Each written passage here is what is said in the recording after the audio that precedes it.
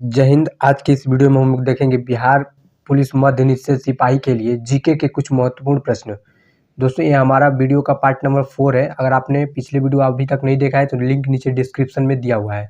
ठीक है, अगर वीडियो पसंद आए तो वीडियो को लाइक जरूर कीजिएगा। तो चलिए इसी के साथ अपना वीडियो शुरू करते हैं। पहला प्रश्न है, प्रोटीन का संश्लेषण होता है, तो इसका राइट आंसर हो जाएगा ऑप्शन नंबर बी, राइबोसोम पर होता है।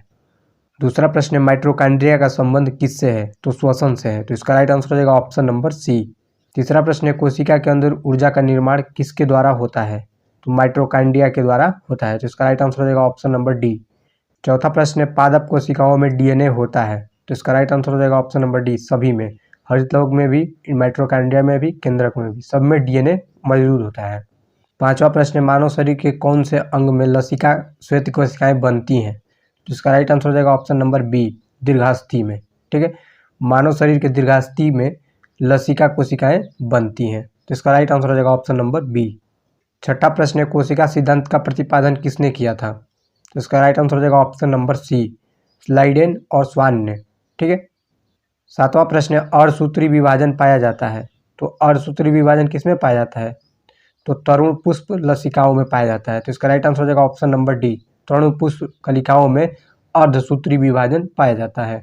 आठवां प्रश्न है, एटीपी का निर्माण होता है, तो माइटोकॉन्ड्रिया में एटीपी का निर्माण होता है, तो इसका राइट आंसर हो जाएगा ऑप्शन नंबर सी। नौवां प्रश्न है, किस दूध में लैक्टोज शक्कर का प्रतिशत अधिक होता है, गाय के दूध में, बकरी के दूध में, स्त्री के दूध में, इनमें से सभी, तो इसका राइट आंसर हो जाएगा ऑप्शन नंबर डी, इनमें से सभी के दूध में लैक्टोज शक्कर का प्रतिशत अधिक होती है।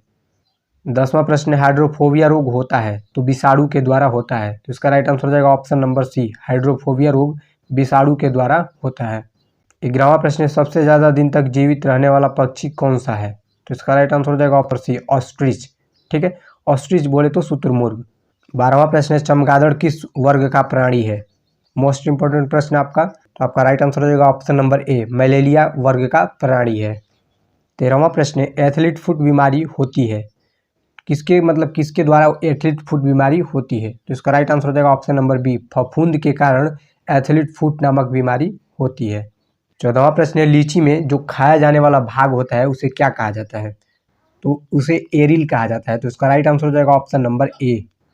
15वां प्रश्न है, लंगरहंस द्वीप पाए जाते हैं, तो लंगरहंस द्वीप पैनक्रियाज यानी कि अग्न्याशय में पाए जाते हैं, तो इसका राइट आंसर हो जाएगा ऑप्शन नंबर बी, लंगरहंस द्वीप पैनक्रियाज में पाए जाते हैं। 16वां प्रश्न है, रुधिर परिसंचरण वर्ग का खोज करने वाला प्रथम वैज्ञानिक कौन है, तो विलियम हार्वे है, तो इसका राइट आंसर हो जाएगा ऑप्शन नंबर ए। 17वां प्रश्न है, विषाणु की खोज किसने की थी, तो आपका राइट आंसर हो जाएगा ऑप्शन नंबर सी, इक्वानोविस्की। 18वां प्रश्न है, कुत्ते के काटने पर वायरस के द्वारा जो रोग उत्पन्न होता है वो क्या कहलाता है, तो हाइड्रोफोबिया कहलाता है, तो इसका राइट आंसर हो जाएगा ऑप्शन नंबर बी। 19वां प्रश्न है, जीवाणु की खोज किसने की थी, तो इसका राइट आंसर हो जाएगा ऑप्शन नंबर डी, ल्यूमेनहॉक ने जीवाणु की खोज सर्वप्रथम की थी। 20वां प्रश्न है, शकरकंद में भोजन संग्रहित होता है, यानी कि शकरकंद जो होता है उसमें भोजन कहाँ संग्रहित होता है, तो इसका राइट आंसर हो जाएगा ऑप्शन नंबर ए, स्तंभ में भोजन संग्रहित रहता है। हल्दी के पौधे का खाने योग्य हिस्सा कौन सा रहता है, तो आपका राइट आंसर नंबर बी, प्रकंद जो होता है हल्दी में वही खाने योग्य हिस्सा रहता है, यानी कि जो हम लोग खाते हैं हल्दी का भाग उसे प्रकंद कहते हैं। 22वां प्रश्न है, लिम्फोसाइट रक्षा करती है, तो इसका राइट आंसर हो जाएगा ऑप्शन नंबर बी, रोगाणुओं से। ठीक है, 23वां प्रश्न है, आपातकालीन ग्रंथि कौन सी है, यानी कि आपातकालीन ग्रंथि किसे कहा जाता है, तो एड्रिनल ग्रंथि को आपातकालीन ग्रंथि के नाम से भी जाना जाता है, तो इसका राइट आंसर हो जाएगा ऑप्शन नंबर ए। 24वां प्रश्न है, पेलाग्रा रोग किस पोषक पदार्थ की लगातार कमी के कारण हो जाता है, तो आपका राइट आंसर हो जाएगा ऑप्शन नंबर ए, नियासिन के कारण पेलाग्रा रोग हो जाता है, तो इसका राइट आंसर हो जाएगा ऑप्शन नंबर ए। 25वां प्रश्न है, मानव शरीर में मास्टर ग्रंथि किसे कहा जाता है, तो पिट्यूटरी ग्रंथि को मानव शरीर में मास्टर ग्रंथि कहा जाता है। 26वां प्रश्न है, रक्त कब्रगाह किसे कहा जाता है, तो प्लीहा को रक्त कब्रगाह कहा जाता है, तो इसका राइट आंसर हो जाएगा ऑप्शन नंबर ए। 27वां प्रश्न है, कौन सा खनिज लवण शरीर में बहुत मात्रा में यानी कि अधिकतम मात्रा में पाया जाता है, तो कैल्शियम जो है शरीर में अधिकतम यानी कि बहुलतया मात्रा में पाया जाता है, तो इसका राइट आंसर हो जाएगा ऑप्शन नंबर बी। 28वां प्रश्न है, लड़का पैदा होगा जब आपके क्रोमोसोम यानी गुणसूत्र होंगे, तो आपका राइट आंसर हो जाएगा ऑप्शन नंबर सी, एक्स और वाई जब गुणसूत्र होंगे तो आपका लड़का पैदा होगा। ठीक है, 29वां प्रश्न, स्तनधारियों में मुख्य उत्सर्जी पदार्थ क्या होता है? तो इसका राइट आंसर हो जाएगा ऑप्शन नंबर ए, यूरिया होता है। ठीक है। 30वां प्रश्न, श्वसन दर सबसे कम कब हो जाता है? तो निंद्रा में खराटे भरते समय यानी कि सोते समय जो श्वसन दर होता है वो सबसे कम हो जाता है। तो इसका राइट आंसर हो जाएगा ऑप्शन नंबर बी। 31वां प्रश्न, न्यूक्लियस की खोज किसने की थी? तो इसका राइट आंसर हो जाएगा option number C, Robert Brown ने न्यूक्लियस की खोज की थी। 32वां प्रश्न, अंतर्राष्ट्रीय जैविक कृषि फॉर्म संस्थान कहाँ स्थित है? दोस्तों मोस्ट इंपॉर्टेंट क्वेश्चन है आपका, मैं एक बार फिर से क्वेश्चन को दोहराना चाहूंगा। अंतर्राष्ट्रीय जैविक कृषि फॉर्म संस्थान कहाँ स्थित है? तो आपका राइट आंसर हो जाएगा ऑप्शन नंबर बी, लंदन में स्थित है। 33वां प्रश्न है, भारत का केंद्रीय औषधि अनुसंधान संस्थान कहाँ पर स्थित है? तो आपका राइट आंसर हो जाएगा ऑप्शन नंबर ए, लखनऊ में स्थित है। 34वां प्रश्न है, फेफड़ों में रक्त पहुंचाने वाला अंग है?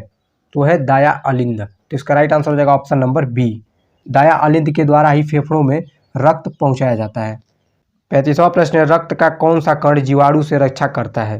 तो श्वेत रक्त यानी कि WBC जो होता है वो हमारे शरीर में जो बाह्य कण होते हैं यानी कि जो जीवाणु होते हैं उनसे रक्षा करता है।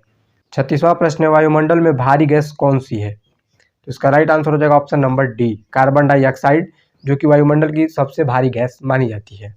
37वां प्रश्न है, मनुष्य के शरीर में सबसे छोटी अंतःस्रावी ग्रंथि कौन सी है?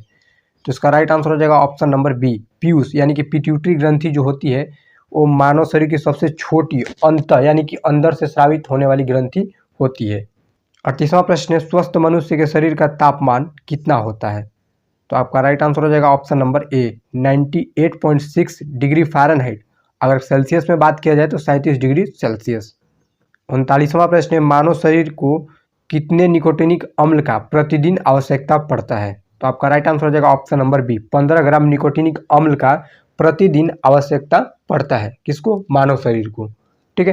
तो ये रहे दोस्तों आपके कुछ महत्वपूर्ण प्रश्न। उम्मीद करते हैं आपको सारे क्वेश्चन अच्छे लगे होंगे और आप इन क्वेश्चनों में से अपना कितना क्वेश्चन खुद से कर पाए नीचे कमेंट में अपना स्कोर जरूर बताएं। मिलते हैं अगली प्रैक्टिस वीडियो में, तब तक के लिए जय हिंद।